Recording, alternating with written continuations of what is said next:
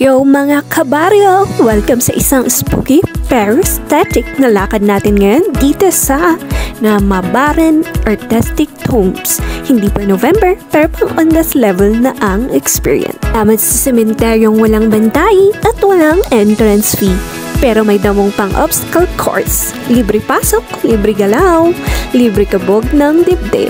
Upuan ang sementeryong ito sa Setio Ila, Barangay Nambaran, Tabuk City, Kalinga. Kikita dito mga lapida na makukulay at kakaibang disenyo gaya ng sasakyan, paa, sapatos, ibon, leon, kabayo at iba pang hugis na sumasalamin sa karakter o hilig ng yumao. Bulikong pagpapakita ng aspirasyon o personalidad ng namatay habang buhay.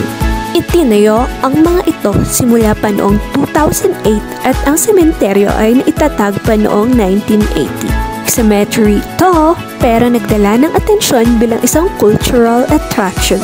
Noong 2022 pa lamang ay nailista na itong important cultural property ng Republic of the Philippines. Binang City Tourism Office, cemeteries are among the most valuable of historic resources. Tombs where the dreams, wishes, aspirations, or memories are being depicted, keeping it alive. Natin, pag pupunta ka dito, pumunta ng magalang. Na ito'y isang lugar ng pagluluksa at pahingahan ng yumao ng camera. Perfect ito para sa mga vlog dahil isang art gallery sa sementeryo ang vibe. Kasi Nambaran Cemetery parang gallery ng buhay. Literal na bawat lapida may kwento. Libreng pasok, libreng inspirasyon. Ayun na nga mga kabiyahe, sa wakas natikpan din namin ang art gallery na Cementerio Edition dito sa Nambaran, Kalinga. Di man undas pero ramdam na ramdam namin ang creativity ng bawat tombs. Yung iba may pakotse, may pakabayo, may dragon pa ata. Kung yung iba nagpapagawa ng bahay, sila nagpa-design ng lapida.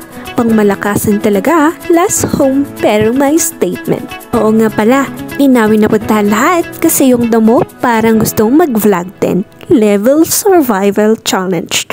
Next time, magdadala na kami ng itak, panggapas at maybe Google Map.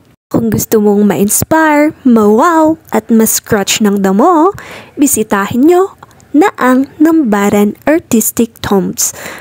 Don't forget to like, comment, and share. At kung may kilala kang gustong i-design ang future lapida niya, tag mo na agad. Bye!